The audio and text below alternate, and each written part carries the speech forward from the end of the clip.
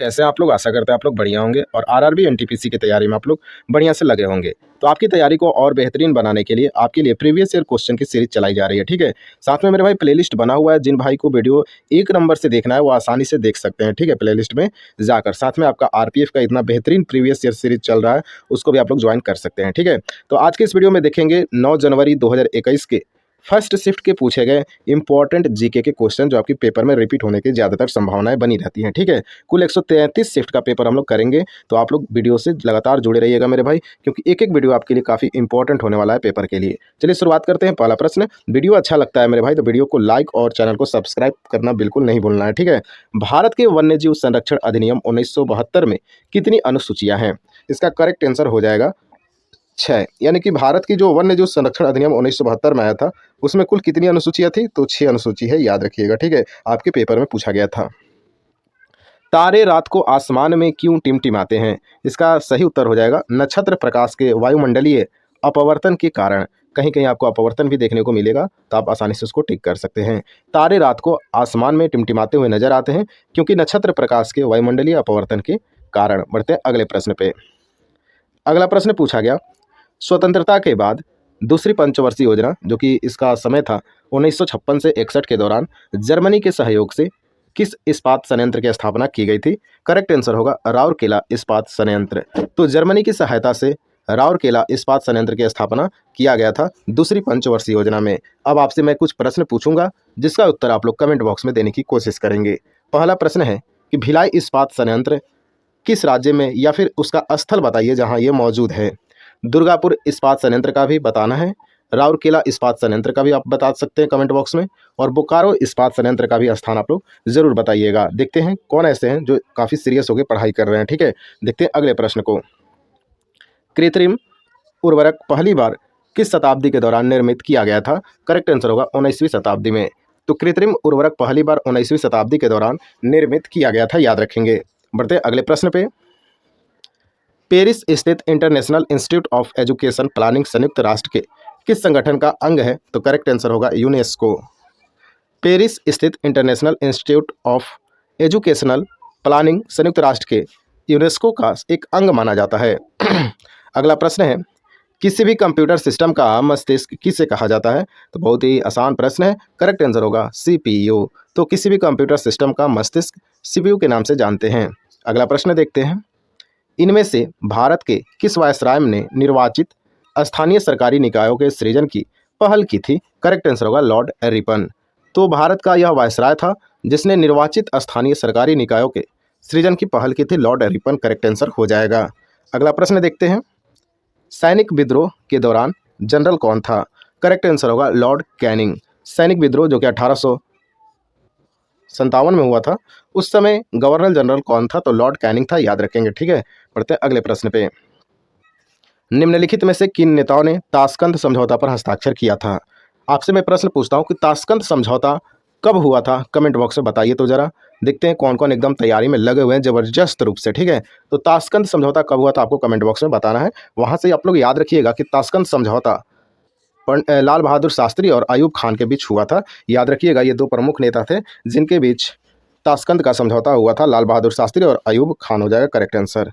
अगला प्रश्न पूछा गया, भारत सरकार के किस मंत्रालय ने वस्तु एवं सेवा कर यानी जीएसटी अधिनियम 2017 का प्रकाशन किया? करेक्ट आंसर होगा कानून और न्याय मंत्रालय।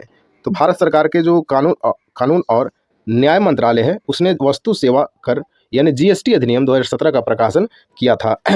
आप लोग वीडियो को लाइक नहीं करते मेरे भाई, जानते हैं एक एक वीडियो बनाने में कितना मेहनत लगता है। आप लोग को मालूम है ना कि रेलवे के पेपर में मिसलेनियस क्वेश्चन पूछे जाते हैं, ठीक है। एक मैथ का क्वेश्चन आ जाएगा तो अगला रीजनिंग हो जाएगा, अगला जीके हो जाएगा, अगला करंट हो जाएगा, अगला मैथ, अगला रीजनिंग, ऐसे करके मिक्स करके आता है। वहाँ से एक एक प्रश्न निकालना पड़ता है भाई, ठीक है। पहले तो आपके लिए पीडीएफ इकट्ठा करना पड़ता है, उसके बाद एक एक क्वेश्चन को सेलेक्ट करना पड़ता है, ठीक है। उसके बाद पीडीएफ बनाना पड़ता है भाई, तो बहुत ज़्यादा मेहनत हो जाता है। और आप लोग बस एक लाइक नहीं कर पाते हो, ऐसा क्यों? लाइक नहीं करने का रीज़न भी बता दीजिए, ठीक है। और नहीं तो आप आराम से लाइक करते रहिए, क्योंकि जितना लाइक होता है भाई ना, अंदर से खुशी आती है, ठीक है। और अच्छा लगता है आगे आगे का वीडियो आपको प्रोवाइड करने में, ठीक है, आप समझ सकते हैं। तो आपको लाइक ज़रूर करना है, बार बार मैं नहीं बोलता, लेकिन आज बोलना ज़रूरी हो गया भाई, क्योंकि लाइक की संख्या बहुत ही कम रह रही है। जब मैं एसएससी जीडी के बच्चों का करा रहा था प्रीवियस ईयर क्वेश्चन, तो काफ़ी एक्टिव थे मेरे भाई, ठीक है। जो मैं क्वेश्चन पूछता था उसका आंसर 100% किया करते थे, ठीक है। और आप लोग तो एकदम सुस्त लग रहे हैं रेलवे वाले, थोड़ा अपना भी पावर आप लोग दिखाइए, ठीक है। चलिए देखते हैं इस प्रश्न को। प्रश्न पूछा गया, दंत चिकित्सकों द्वारा मरीजों के दांतों के बड़े प्रतिबिंब देखने के लिए किस प्रकार के दर्पण का उपयोग किया जाता है। तो कोई छोटी चीज को बड़ा देखने के लिए अवतल दर्पण का प्रयोग किया जाता है, और दंत चिकित्सक अवतल दर्पण का ही प्रयोग करते हैं दांत को देखने के लिए, ठीक है। अगला प्रश्न देखते हैं। ने ब्राह्मी और खरोष्टी लिपियों को व्याख्यात किया, जिनका उपयोग पहले के शिलालेखों के लिए किया जाता था। करेक्ट आंसर होगा जेम्स प्रिंसेप, याद रखिएगा, बहुत ही इंपॉर्टेंट पर्सन है मेरे भाई आपके पेपर के लिए। तो जेम्स प्रिंसेप ने ब्राह्मी और खरोष्टी लिपियों को व्याख्यात किया था, और जिनका उपयोग पहले के शिलालेखों के लिए किया जाता था। अगले प्रश्न पे चलते हैं। ये आपसे मैं हर वीडियो में 1 से 2 प्रश्न रखता हूं, क्योंकि आपका मूड थोड़ा फ्रेश हो जाए, ठीक है। तो उस वेन आरेख का चयन करो जो निम्नलिखित वर्गों के समुच्चय के बीच के संबंध को सर्वोत्तम तरीके से दर्शाता है। दिया गया वर्ष, माह और दिन, आपके इसी शिफ्ट में यह प्रश्न पूछा गया है रीजनिंग में। और इस प्रकार के प्रश्न तो हमको लगता है 4 प्रश्न एक ही पेपर में पूछा गया था, ठीक है, इसी पेपर में। तो आप लोग इस प्रश्न का उत्तर कमेंट बॉक्स में दीजिएगा, जो भी सही उत्तर देंगे उनका मैं रिप्लाई कर दूंगा, ठीक है। अगला प्रश्न देखते हैं।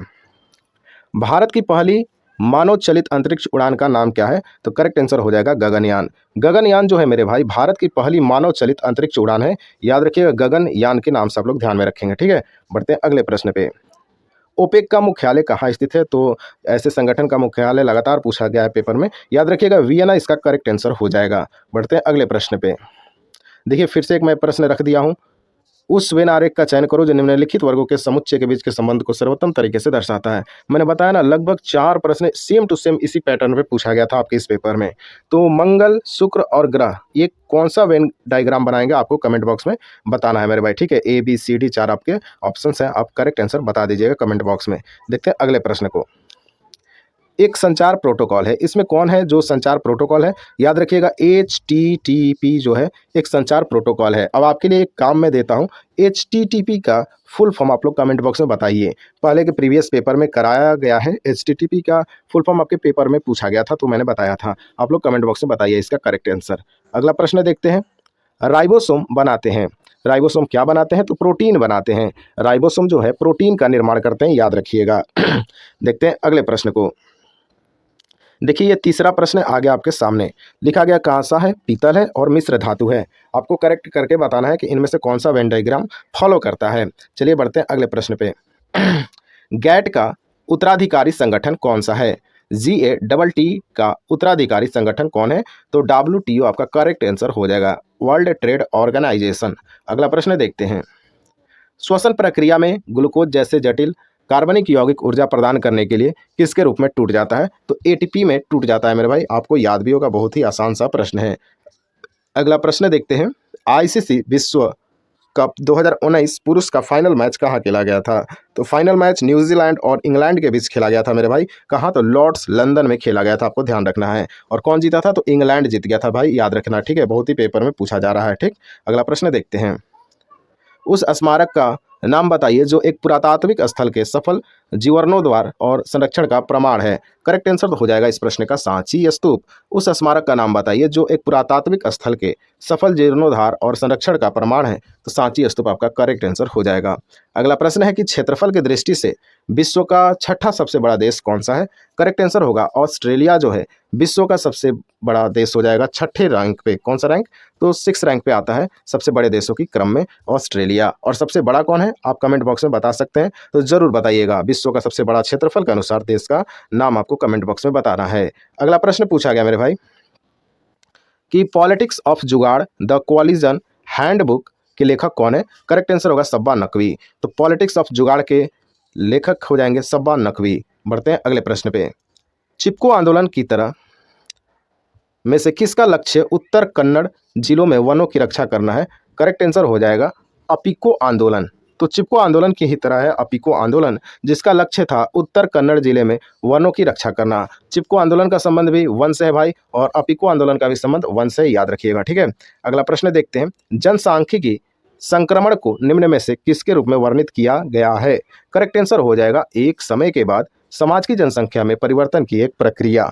तो जो भी मेरे भाई जीके की तैयारी कर रहे हैं, बहुत साल से पढ़ते आ रहे हैं आप लोग, आपके लिए रिवीजन के लिए भाई प्रीवियस ईयर क्वेश्चन से बेहतरीन कुछ नहीं हो सकता है, ठीक है। तो चैनल को जल्दी से सब्सक्राइब कर लीजिए और प्लेलिस्ट में जाके एक एक करके सारे वीडियो को देखने की कोशिश कर लीजिए, ठीक है।